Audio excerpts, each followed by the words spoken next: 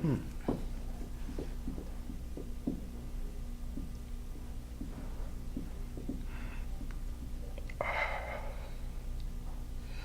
evening, ladies and gentlemen, and welcome to Insight into Mental Health. I would like to introduce you to our guest, Galen LeBove. Hello, how are you? Thank you, Bob. Galen, welcome. Good, thanks for inviting me. And right next to Richard? Galen is Richard Phelps. He's back. Richard's back from Seattle, so we're overjoyed to have my buddy back with us. Thank you. Thank you, Richard. And I took a lot of good scenic pictures up there. Flowers, waterscapes, birds, you name it. Yeah, well, we're delighted. Richard was gone for 3 months, so we missed him. But we handled the show, you know. I handled the show pretty good. So, you know, I've been doing it for 12 years, so I'm used to it. I'm a little disappointed in myself. I will, you know, like this is a show where we let everything hang out. We tell y'all all about what's going on. And it looks like I have a little gut going on. I had lost 20-something pounds, and I've gained about 10 more pounds since then. So I'm at about 168, and I'm going to a weightlifting contest this Saturday at Abbeville High, and I'm going to be in the 181-pound class. And I guess I'll just have to get back to the dieting again, you know. But I'm just saying, you know, my beautiful director, Lucy, said I had a little bit of a gut, so, you know. And I'm kind of vain, you know. I'm always bragging on myself, so, you know, I'll work on that. But anyway, back to the story. Galen is a track star from Catholic High. He graduated the same year I graduated in 1966, and in fact, I sat in the desk right in front of him when we were going to class. That's just a long time ago, ladies and gentlemen, 1966. But anyway, before we get to Galen, we're going to start off the show with prayer, and I would like for y'all to pray for the Bienvenue family, Jim Bienvenue, who lost his wife Lana a few weeks ago, and of course the Pritchard family. Lana was a Pritchard, so we ask for prayers for them and for help for them. And now I'm going to start off with the prayers. Father, we ask you that you guide us in delivering this show to the public, and that people might get some ideas or get inspired or get motivated into what we talk about, and might give them ideas on how to change their lives for the better. We ask for grace in delivering this show, and we ask for your help, Lord Jesus, and your blessings. And if anybody is hurting or wants prayer, they can call on the telephone line, which is on the screen. And we ask for grace in this, in Jesus' name. Amen. Amen. Thank you. Okay. Y'all ready, fellas? Ready. Yes. This is a laid-back show, ladies and gentlemen. We're transparent over here. Okay. Physical activity and health. Galen was a track star. We're going to get into that at Catholic High. One of the fastest guys to ever come out of Louisiana. But let me get into what physical activity and health does. Control your weight. Absolutely. Reduce your risk of cardiovascular disease. Reduce your risk of type 2 diabetes and metabolic syndrome. Reduce your risk of some cancers. Strengthens your bones and muscles. Improves your mental health and mood. Improve your ability to do daily activities and prevent falls. And increase your chances of living longer. Here's some of the mental health benefits. Since this is a mental health show, we can talk about some of the mental health benefits of exercise. Everyone knows that regular exercise is good for the body, but exercise is also one of the most effective ways to improve your mental health. Regular exercise can have a profoundly positive impact on depression, anxiety, ADHD, and more. It also relieves stress, improves memory, helps you sleep better, and boosts overall mood. And you don't have to be a fitness fanatic to reap the benefits. Research indicates that modest amounts of exercise can make a difference. No matter your age or fitness level, you can learn to use exercise as a powerful tool to feel better, right, Richard? Yes. And Galen, look at Galen, man. Look how the shape he's in. He's 70 years old, ladies and gentlemen. We can get to that. Exercise is not just about aerobic capacity and muscle size. Sure, exercise can improve your physical health and your physique. Trim your waistline, I need that. Improve your sex life and even add years to your life. Yes. But that's not what motivates most people to stay active. People who exercise regularly tend to do so because it gives them an enormous sense of well-being. They feel more energetic throughout the day, sleep better at night, have sharper memories, and feel more relaxed and positive about themselves and their lives. And it's also powerful medicine for many common mental health challenges. So that's some of the benefits of exercise. Like I've been exercising probably for the last 30 years. You know, I used to go to Clay Chardonnay's gym in St. Martinville. He had a gym, and I'd go do the bench press and exercise. And you know, like Mike Fuselier, the man who led me to the Lord 26 years ago, was my trainer. And back then, I was bench pressing 135 pounds, and I kept working out. And thanks to Clay Chardonnay, who helped me, I was able to one day bench press 300 pounds. I was weighing 198 pounds at the time, and in 2005, I started competing. And I'm still competing at 68 years old. I'll be 69 next month.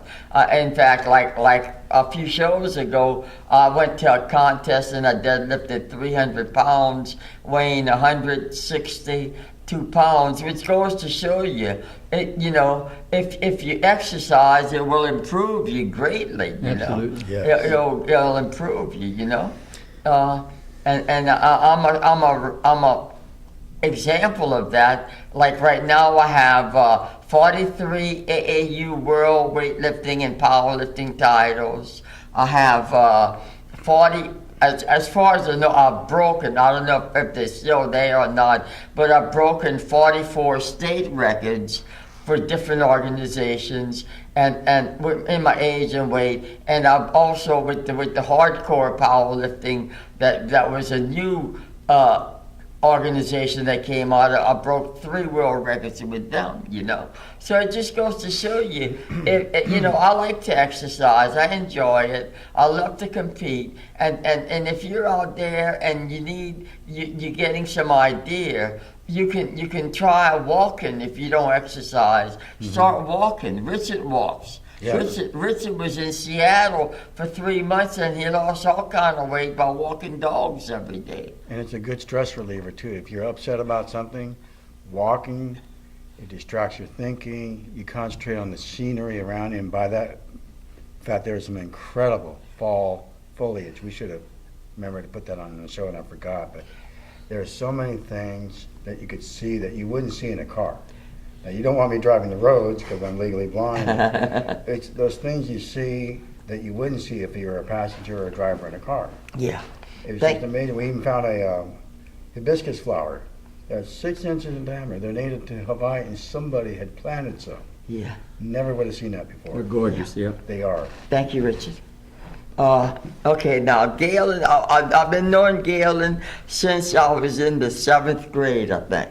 Probably. I went to St. Martinville High School at Our Lady of Mercy, where the boys and girls went to school together, where the nuns taught us, up to the 6th grade. And when the boys would go to the 7th grade, the nuns knew they couldn't handle the boys anymore, so they shipped us off to Catholic High.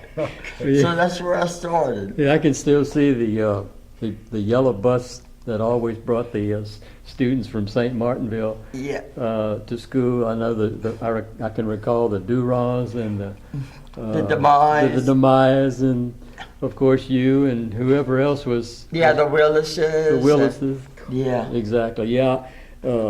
Catholic High had a number of people back in the day, and I say back in the day was in the 60s when In the 60s. when we were in school together, and it was a great to me. It was a great learning institution at the time. It was fabulous. We were taught by Christian brothers, Hmm.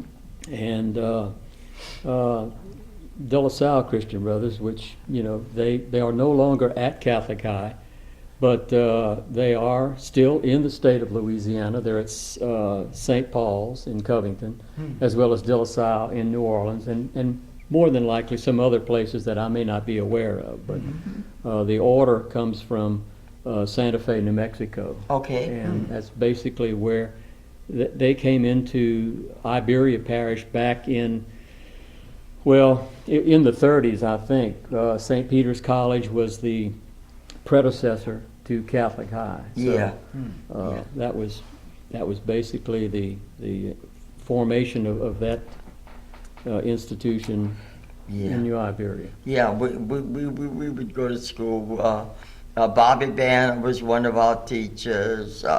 He was a coach at Catholic High when they won the state championship one Right, year. right. And also Blanco. Coach- Coach Blanco was Raymond Blanco. Raymond Blanco. He was married to Kathleen Blanco, former governor of Louisiana. Right. Yeah, but anyway, those were the best days of our lives. Actually, man, we didn't know, those were great days. America had just won the war. We had beaten the Germans and the Japanese. This was the greatest generation of men we've ever had in America, and life was a dream. Man, we were young, we were naive. We were naive, innocent, and didn't expect too much from others. We were taught to go out and get what we earned on our own. Yeah, And but at the same time, we all took care of each we other. did. We Back really then, did. back then we took care of it.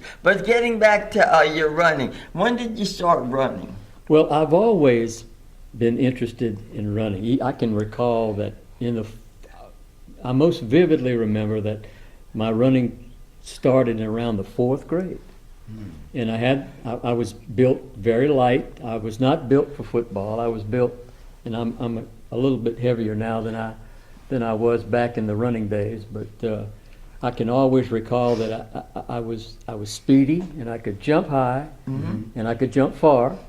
And so as a result of that, I played football up until about perhaps the 7th or 8th grade. And then I realized that if you have a certain amount of real good speed, and you run into somebody that's 300 pounds or 250, Yeah, it's it's like running into a brick wall. and you're more subject to being hurt Yeah, on the football field than you are on the track field. Oh, yeah. So I knew back then that this might be an avenue for success for me. So I ran as a freshman at Catholic High, and in my sophomore year, the coaches had this philosophy that in order to be fast, you had to be I don't know what their thoughts were back at that time, but I do recall that they made us wrestle, and they bring out these mats, and the mats were absolutely horrible. But if you scraped your knees, the chances are you would get an infection. yeah. And I was playing basketball, And I distinctly remember this. One day, I was assigned to wrestle with Dickie Hike, and who is now, well, a retired federal judge. Yeah. And Dickie proceeded to tear me to pieces. Dickie made all state in football. Yeah. And Dickie was on the 1970 bowl team from USL back in the day. They played in the Grantland Rice Bowl. That was I think the second bowl that USL played in. Mm-hmm. And then, but getting back to the wrestling, at that point I realized that I didn't want to do that wrestling anymore, and it wasn't going to help me in track. So I stayed out my sophomore year and basically had to beg to get back on the track team. Wow. As a junior. And I did. I begged and I did everything that I possibly could. And what happened was they didn't have any hurdlers. And they figured, well, I'm 5'8", 5'9", back in the day, maybe 5'9" at the tallest. And that's not tall for a hurdler. But they figured, well, he's fast and he can get over the hurdle. So that's what I did. I started running the low hurdles, 180-yard low hurdles, and I was very, very successful at it my junior year. As a matter of fact, I won state championship in 1965. And I don't think if I recall correctly, in 1965, I may have lost 2 races. Wow. And so going into my senior year, I was primed and ready to repeat that championship. And it's not an easy thing to do in high school to be a back-to-back state champion performer, because someone younger is always coming up. Yeah. And I was fortunate enough to be able to repeat that in 1966. That was in the 180 low hurdle. 180-yard low hurdles. But I also ran the high hurdles. Yeah. So, the low hurdles, for the most part, they come up to just above the knee. And then the high hurdles come just around the waist. So there's quite a difference in terms of height for those 2 races. But when I got to my senior year, I qualified to run in the National JC Championship track and field meet in Denver, Colorado. I had won all of the events that I participated in as a senior in high school, and I tied the composite record for the state. That's at that time the fastest time ever run in the low hurdles in the state of Louisiana was 19 flat, and I tied that. And I can recall going to meets in some of the larger cities, and especially my junior year, I'll never forget this. I went to a meet of champions in New Orleans, and it was at Berman High School, and I'm warming up, and one of the competitors comes up to me and he says, "What's your best time?" And I said, "Well, at that time it was 19.2." And he said, "Well, is that on cinder, or is that on grass tex?" Because at the time, cinder tracks and grass tex tracks a grass tex track was a hard surface, almost like a blacktop road. Yeah. And I looked at him and I said, "That's on dirt. Catholic High did not have a track."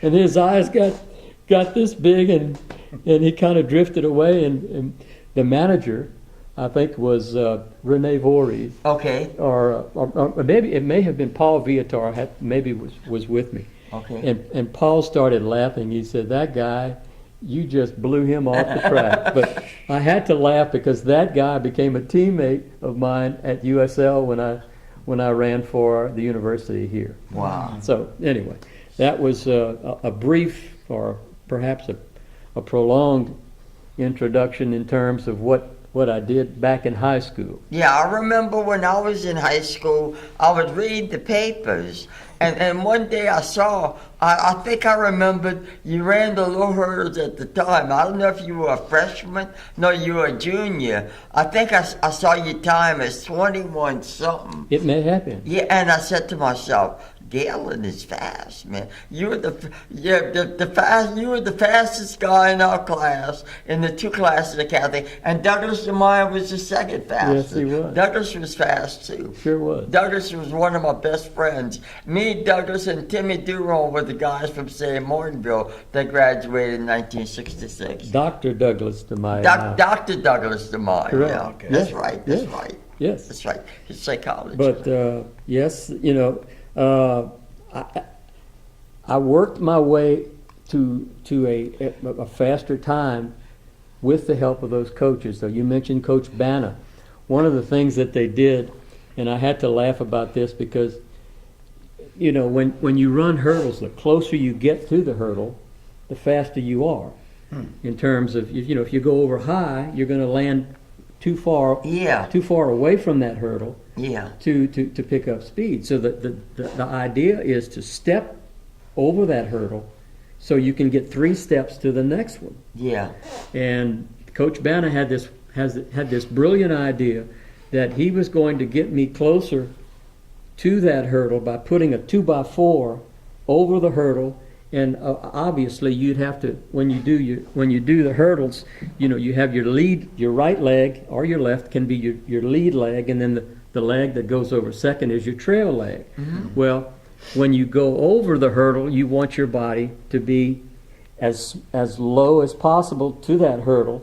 Mm-hmm. And so Coach Banna gets this 2x4 out, and he says, now Galen, he said, and Coach DeGravelle was the track coach, but Coach Banna was his assistant. So Coach Banna says, well, you know, we're going to get you closer to that hurdle by putting that 2x4 up. Well, Rodney Milburn from Opelousas was a top-notch hurdler, but we did not compete against one another because back in that time, blacks and whites were not allowed to compete. Mm-hmm. We were not allowed to compete. Who went to the Olympics, son? Oh yes, Rodney was an unbelievable hurdler. But Coach Paxton at Opelousas would put a penny on the top of the hurdle, and Rodney had to go over it, and he would skim the top of the hurdle and knock that penny off. Wow. That got to be the training method most used by coaches to get them down to, you know, a faster speed. But Rod Milburn was an outstanding hurdler, and I have to give credit to Rodney. USL tried to recruit him, but he ended up at Southern University. Wow. And was just an outstanding hurdler. So. Well, Galen, you weren't too bad yourself, man. I was proud to be part of the track team there, and it helped me a great deal in terms of my ability to get a good education. Mm-hmm. I earned a scholarship to USL after I graduated. Good. And became captain of the track team at USL, and we competed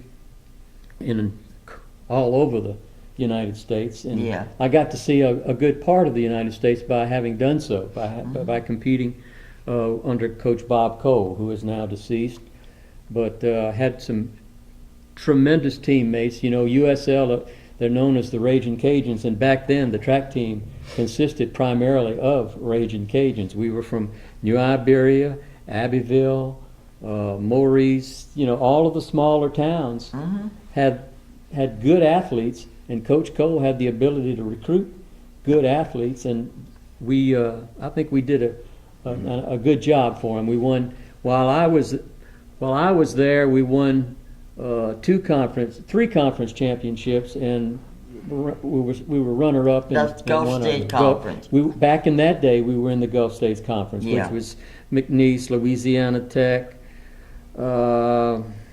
Let's see, Northwestern, USL, Lamar back in the day. You know, Yeah. all of these. A number of schools. Northeast was the powerhouse, but we took that title from them. You know, in a few years of Coach Cole being head of the track program, it became very obvious that USL was the place to be at that time. Yeah. Yeah. And but you said you didn't hurdle in college. I did not. When you leave, I want to add this, that the 180-yard low hurdles are no longer run in Louisiana. Okay. They transitioned to the 330 intermediates. Okay. So 330 yards as opposed to 180 yards. Mm-hmm. And what it does is it prepares an athlete for a college track, because the 400-meter hurdles, yeah. they go up in height, but the 330 intermediates, they go up as well, but it's a tougher race. Yeah. And this is what happened when I went to the national championships in Denver, Colorado with the USJCs. I was not informed that we were going to run the 330 intermediate hurdles. I thought I was going there to run the 180-yard low Wow. hurdles. No one ever told me that we were going to run the 330 intermediates. Wow. So I worked out all summer preparing myself for this meet. And I get to University of Denver, and Richmond Flowers from the University of Tennessee was there. And I spoke to Richmond, and I said, Richmond, what's going on with this meet? I said, it doesn't appear that we're going to be running the 180-yard low hurdles. And he said, no, you're not. You're going to run the 330 intermediates. And I said, wow, first time I've ever run these. And it's critical when you work hurdles to know the steps. You have to. It's a timing thing. It's a rhythm thing. If you have good timing and good rhythm, you can make a good hurdle if you have good speed. Mm-hmm. And I had that, the ability to time it, and it's like clockwork. Just like an athlete will sit and concentrate on the event, whether it be diving or whether it be tennis, I've often found myself sitting there running over those hurdles, just in my mind, running the hurdle event. And it's critical to an athlete to be able to do that, in his mind or her mind, to know exactly where they're going to be at certain points in that race, whatever it may be. And that was just one of the things that you did in that particular event. You had to concentrate. If you were running and you were distracted by someone on the side of you, it was easy to misstep, hit a hurdle, and fall, and then obviously you're out of the race. But unfortunately, I think I placed 6th at the Nationals, not having run that event at all. Yeah, that's pretty good. President Johnson at the time was there. I got to see President Johnson up close and personal. Wow. And it was just a great opportunity for a young kid in high school to be able to experience that. And shortly after the Kennedy assassination and things of that nature. So, well, let me ask you. Okay, so you got it. Everybody has talents. that is so true. They say my talent is riding and weightlifting. That's what I do. And also, I think I'm a pretty good host on the show. But anyway, to pat myself on the back. Good job. But anyway, how has the exercise affected you spiritually, mentally, and physically? Well, without a doubt, and I've often told my grandchildren that the reason I can jump with them on the trampoline or play softball with them or take them out to the track and run with them is because I have maintained my weight, and I have tried, with the help of my wife, Marietta, to eat properly. Living in South Louisiana, we have a tendency to overindulge or just simply indulge. Yeah, indulge, yeah. Rice and gravy. Rice and gravy. Fried food. I find that one of the most beneficial exercises that one can do would be push-aways. Push away from that table. And, I have a nurse that I go to, and her philosophy is, watch those carbs, watch the sugar. Oh, yes. But just being able to stay in shape has meant a lot in terms of what I have been able to accomplish in my life. I have a high degree of energy. I don't get tired easily. And I look forward to work. I enjoy working. As a matter of fact, I still work for the Lafayette Parish Assessor's Office here in the city of Lafayette Parish. And I enjoy the work. I'm out as a field representative for Mr. Como, Conrad Como. And it's an excellent opportunity for me to be able to do that, to meet the people of Lafayette and to be able to just contribute to the parish. Yeah, that's awesome. Yeah. Let me ask you, when you were running in high school, it was you and Coach DeGravel that would go to meets, because none of the other guys were as good as you to go to the meet. It was just usually y'all two. Well, actually, after the regular season, if you qualified for district, regional, and state, you were the only. And in my junior year, there was a quarter miler named Harold Julian. Yeah. And Harold made it up. We got a call. Yes, caller? Yes, sir. I don't mean to throw y'all into reverse. Is this Mr. LeBeau? Is that your name, sir? LeBeau.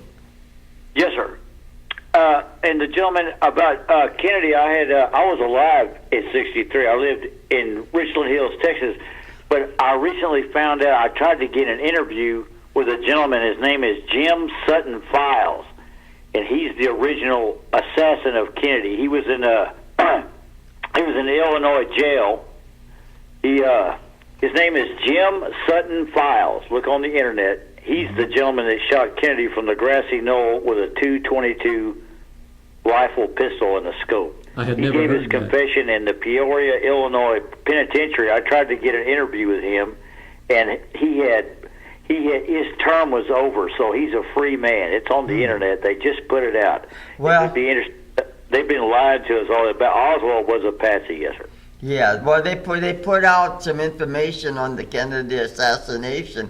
They just revealed it to the public, but I think. But they're not going to tell you the truth and tell you who the actual shooter is. As I'm trying to say, this is just now out. Jim Sutton Files. It's all there. He gave his confession. It was a mafia hit. Yeah. Sounds familiar. Thank you, sir. Anytime, fellas. Take care. Thank you. Okay. But after the regular season, the district, regional, and state meets, it was primarily Coach DeGravel and I. And Coach, I can recall that Coach DeGravel used to smoke back in the day. Yeah. And we would go to the track meets, and he'd be smoking cigarettes and putting them out in the ashtray in the car.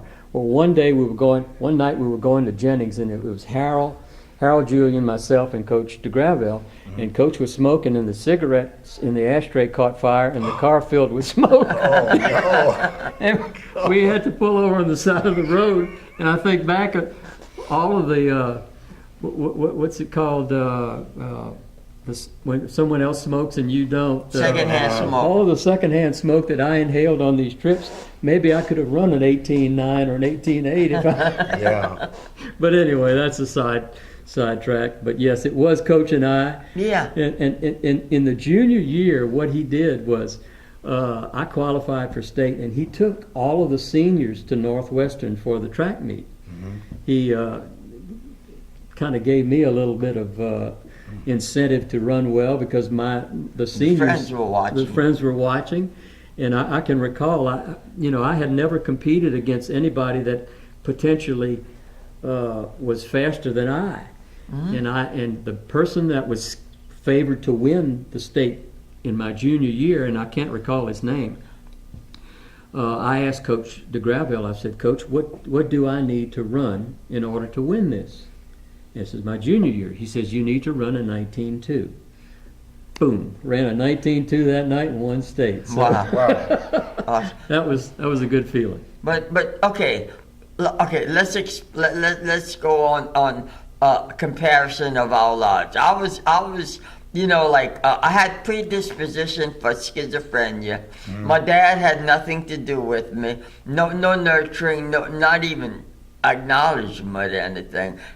Basically, I grew up without a dad, so I was very insecure, without the love and the support and everything. I've hardly had any support in my life until the last few years, Right. with Richard and my beautiful friend Nellie Harrington, and a few and NAMI support and everything. But I had nobody. I had no role model, no one to follow. I was too shy to go out for pole vaulting. And I could pole vault. But how did that impact your life to have? Well, first of all, let me say this, that my mother and father were divorced when I was 12. Okay. And as a result of a troubled marriage, my mother had a mental breakdown. And so she suffered from mental illness and was confined to the state hospital in Pineville Okay. for several months. Okay. Went through shock treatments, things of that nature. So I lived, for the most part, with aunts and uncles. Okay. Wow. Now, it so happened that the aunts, or the uncles, and one of the aunts, were all military. One was a ranger, Harvey Koenig, which is the one I told you about earlier. Yeah. We talked about him. That he is, like Galen told me, he scaled the cliffs on D-Day. He did. Yeah. And was recognized when they opened the World War II Museum in New Orleans. He was recognized as one of many who contributed to, he took out a German machine gun installation with hand grenades, and he was truly a patriot, and I've always thought highly of my uncle. And I lived with him, and I also lived with an uncle who was a Navy veteran, and an uncle who was an Air Force veteran. Wow. So I had the blessings of having family to take me in when things were not going well with my mother and father. So Yeah. I'm very grateful That's for that. awesome. And we all have our trials and tribulations, but the track part was certainly a benefit to me because, one, it gave me a sense of pride and the Self-esteem. self-esteem and the ability to work hard to Yes. accomplish goals. Yes. And to realize that sometimes things don't always go the way you think they should, or when you look at other families and they have both parents there, you sometimes wonder perhaps, why don't I have this? Yeah. But I was blessed with the ability to do what I did back then, and mentally it was challenging. There's no question about it. Of course. But I made the most of it, and I did have the guidance of the coaches. They watched over me. They made sure. I played music in high school. I was in a rock and roll band. Oh, really? I was, and as a result of that, that's a conflict with athletics. Yeah, rock and roll. In many cases. It is, yeah. But I managed to do both until I reached a point where I realized that if I'm going to get a scholarship, I'm going to have to concentrate on what I'm doing, and that was track, because I wasn't going to get a scholarship to sing in a band at No. USL. No. Okay. No. So it kept me occupied. I didn't get into any trouble. I was too busy. Yeah. Wow. Competing. Yes. Competing, trying to stay in shape, trying to be successful in the classroom. Yeah. Obviously, if you don't make good grades in high school, you're not going to get that scholarship. Yeah. And that was foremost in my mind. I figured I had 2 years to do it, Yeah. and that's basically what happened. I was faced with the fact that I needed to go to college. I didn't have the money. Yeah. I lived at the time. I was living with an aunt who, after my senior year, I don't know, Vietnam was going on, and a lot of guys were joining the Army, and I thought, well, I was tired of running track. You know, I really was, and I said, I think I want to join the Army. And she said, no, you're not going to join the Army. You're going to college. And you know, I thought about it for a while, and she said, do you know what happens to guys who don't finish their education? And I said, well, yes, but I still like to join the Army. She said, no, you're not. But and that possibly saved my life, because a lot of my friends were either killed or wounded or Didn't come back right. didn't come back. Right. I regret that I did not serve in the military, but hindsight is always 20/20. You know, and I think for the most part, I made the right decision. I made the right decision, but I still, my son was a Navy veteran, served on the USS Nimitz, and Nimitz very aircraft proud of him for that. And I only wish, you know, it's always hindsight, but I only wish I would have served, but I did not do that. And if there's hindsight, that would be it. Yeah, I had a breakdown in the service. I got drafted. I had a breakdown, and I was put in the hospital, mental hospital for 6 weeks, and had a medical discharge, you know, honorable medical discharge. And I also wondered what would have happened if I wouldn't have gotten sick and I would have gone to Vietnam and all that. I always wondered about that. You never know. You can never second guess what the Lord will do. That's right. You know, That's right. What's out there for you? I mean, I believe in divine intervention. I sincerely do.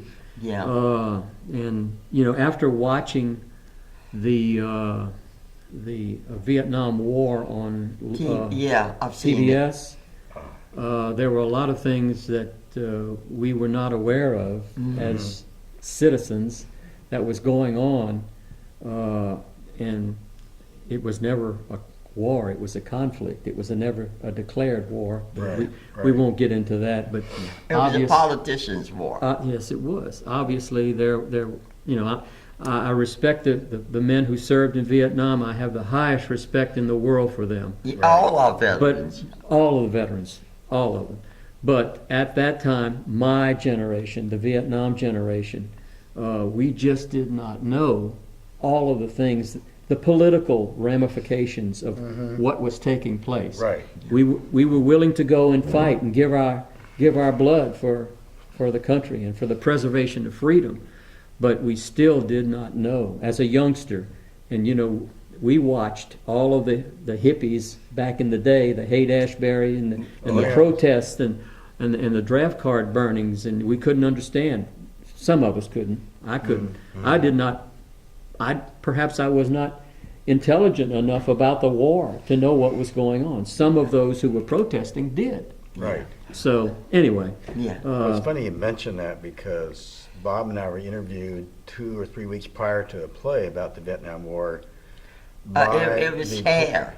It was the play Hair. Yep. And we were asked by a lot of the cast, what was it like to grow up in the 60s? And that was not an easy answer. I mean, one extreme was the Vietnam War, and I was almost drafted, except for my eyesight I was severely nearsighted, and they said 4F. But I could hear the chanting outside. Yep. Just like in the play. I had flashbacks, to tell you the honest truth. Yeah. Not PTSD, but what struck me, I had buddies that came back from them. They were not the same.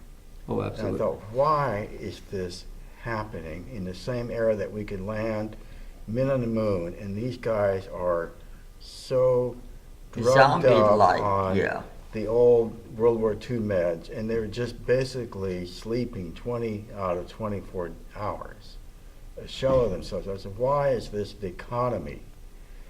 And I didn't understand a lot of the political things about the war either until a professor whose daughter was in the lead of the play explained what was going on with the Kent State shootings and all that. Exactly. And it just, my father being in the aerospace industry, they were doing a lot of the defense contracts, and then McNamara did his bumbling, and all of that happened, and I understood some of the anger. I couldn't figure out why we were there. And then, of course, all the tumultuousness that happened in the 60s, and then the music, like in your autobiography, Bob, From Light to Darkness to Glory. Yeah. You know, I grew up in all that, and I had friends that had opposing viewpoints on the war. I didn't do drugs, didn't do pot, but I was always curious intellectually, why was this all happening? Mm-hmm. Then I Yeah. compare it to the Gulf War, Desert Storm, the Six-Day War in Israel, and I figured our veterans are still facing a lot of the same issues, and they need our help, they need paid attention to, they No need question. advocacy. I know Jim Crumling, and we've had Adam Mouton with the Veterans Coalition on, Yeah. Tom Green, and it's just become apparent that these issues have not gone away with the mental and physical health of our veterans. You're right. Yeah. You're absolutely right. Right now, I think it's 18 to 20 veterans commit suicide every day. Every Amazing. day. Yeah, yeah, Amazing. and that's not right. That's terrible. And I noticed that they're encouraging physical activity as part of the Yes. rehab. for And our part of their veterans. therapy, yeah. Yeah. I'm starting up on swimming since I don't have a dog at home to walk, though I may borrow a neighbor's dog. But seriously, I want to mention something that happened to me. I was walking Bob's dog before the show and happened upon a group of students that were helping out homeless. And there was an older gentleman that came right up to Chloe, and he started crying. And it turned out he had been in the Vietnam War.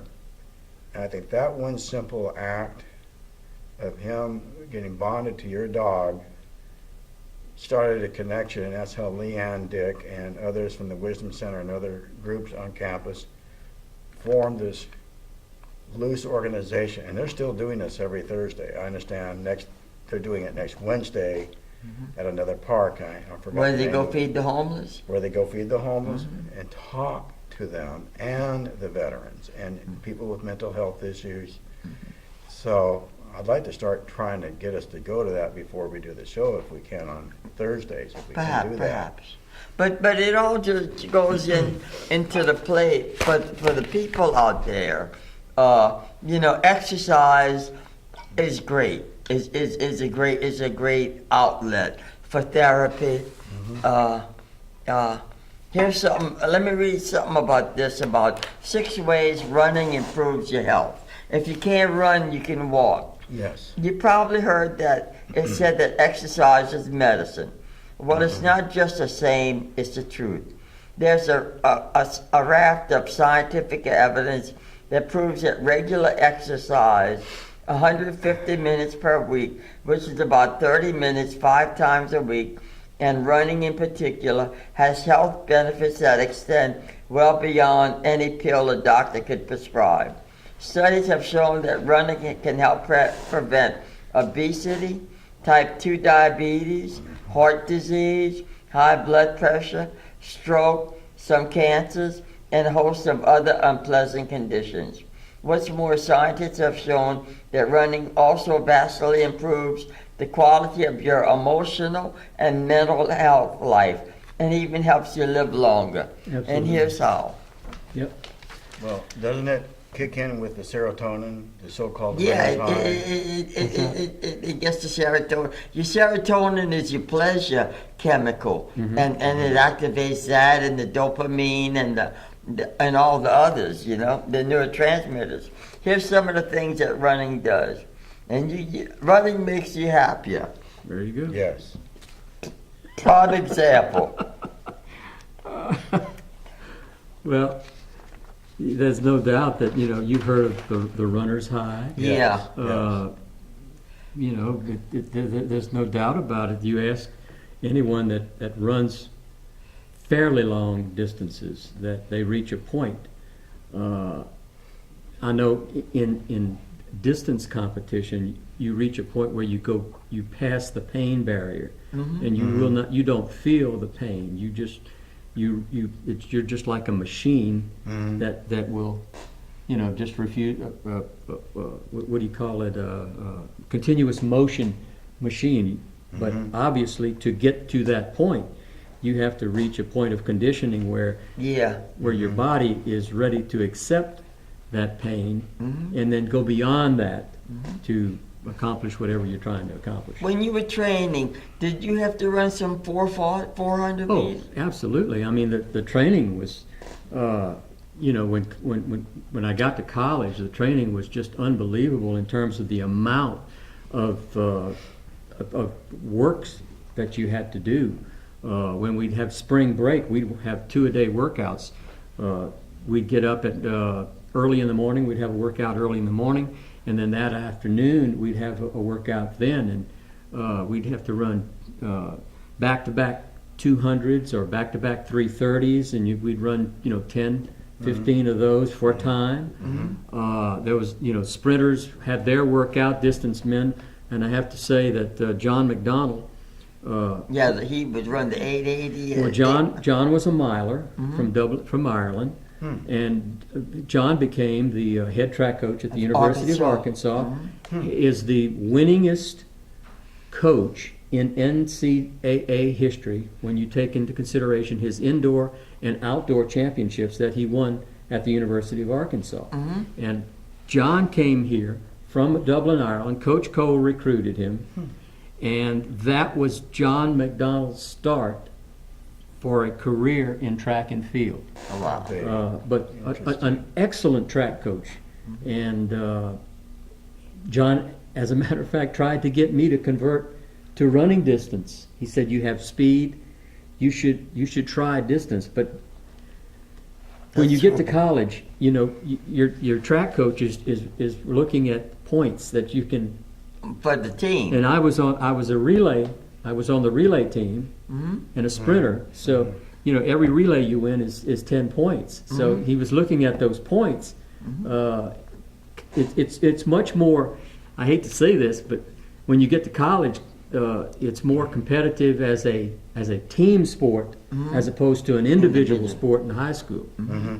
So, anyway. So you would say exercise can help you physically, spiritually, and mentally. No question. No And question. and look like fitting example. He's 70 years old, ladies and gentlemen. Smiling, happy. I'm gonna be 69 next month. I'm smiling. I'm happy. Richard's gonna be how old? Richard? 65 April 3rd, but I've been 60. taken for 45. I'm going to be getting back into swimming at Lord's Health Promotional, and I found out, most interestingly, when I started physical therapy there last year, I recognized most of the staff. They had stayed on for 16 to 20 years, which is very rare for an employer to keep on employees that long. And I slid right back into the physical therapy, including water therapy, where you have ankle weights, you walk in the water across the pool. There's all kinds of low impact things that can happen, and that is a workout. You may not realize it, but it is, because all your muscle groups are being used. What I'd like to ask you, Bob, is how have you managed to keep all that hair? I don't know.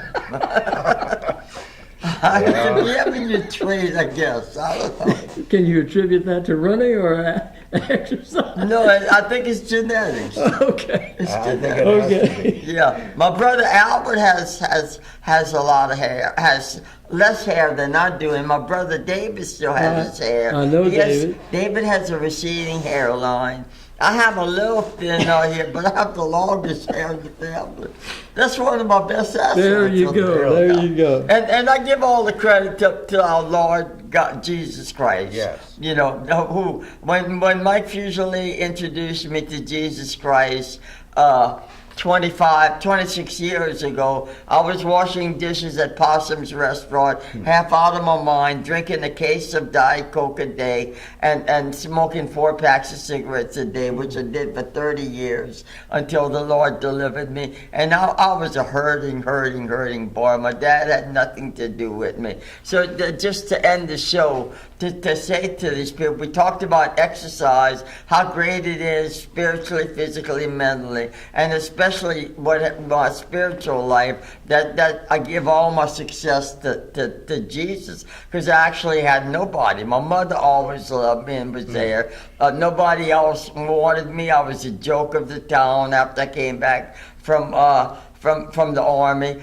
and things were tough. And I would like to say, if you're out there by yourself, you might be mad at God because of all the injustice, and you might be in denial of your illness or whatever. Just ask Jesus to come and show you that he's real. And I guarantee you, and I will guarantee you from my heart, because he did it to me, he'll show you that he's real and that he loves you, and he can help you with whatever problem that you have. I really truly believe that, and I guess you could say I'm kind of a miracle boy. Most schizophrenics are they're not. Well, I'm not married. I was divorced, but most schizophrenics are live in poverty. A lot of them are on the streets, and most of them, like myself, are alone. But with my spiritual help, I can manage and have a really good life, and I'm a very, very happy camper. And for a guy who never had much love or anything, that with one of the worst of all the mental illnesses, that just proves what God